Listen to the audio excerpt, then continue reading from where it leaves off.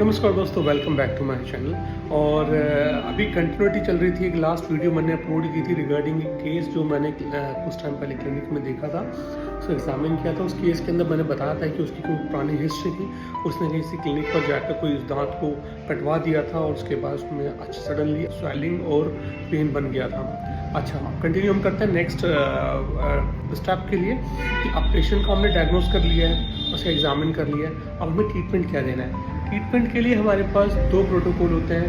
पहला कि हम या तो पेशेंट को उस दांत का रूट कैनाल ट्रीटमेंट कर कर उसको पूरा जितना भी ऊपर लीजन बना है, जितना जख्म बना है, उसको एक मेडिसिन के थ्रू इरीगेट करें, साफ करके पूरा जख्म सूखने के बाद उस दांत को फिल करके उस पर कैपिंग लगा दें। दूसरा ऑप्शन होता है हमारे पास एपिसेक्टमी।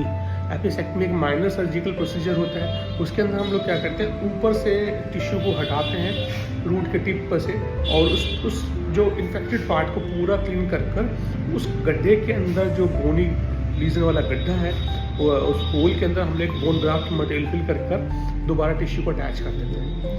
लेकिन उस केस में भी आपकी आरसीटी होती है, क्योंकि हमें जो कैनाल के अंदर का इन्फेक्शन वाला पार्ट है, जो डेड टिश्यू है, वो निकालना पड़ता है। लेकिन वो रेयर केसेस में हम लोग एपिसेक्टमी एडवाइस करते हैं, जब हमारा लीजन या तो बहुत बड़ा हो जाता है और या फिर उसके अंदर वो थ्रू आर पार निकल जाए, अंदर से भी उसका एब्सेस बनना शुरू हो जाए। उस कंडीशन के अंदर हमें एपिसेक्टमी करनी पड़ती है। लेकिन इस केस में हम लोगों ने जस्ट आरसीटी स्टार्ट किया है और पेशेंट को बहुत रिलीफ है।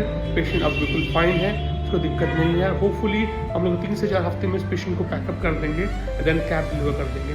Thank you for today. See you soon in next video with latest update with new case.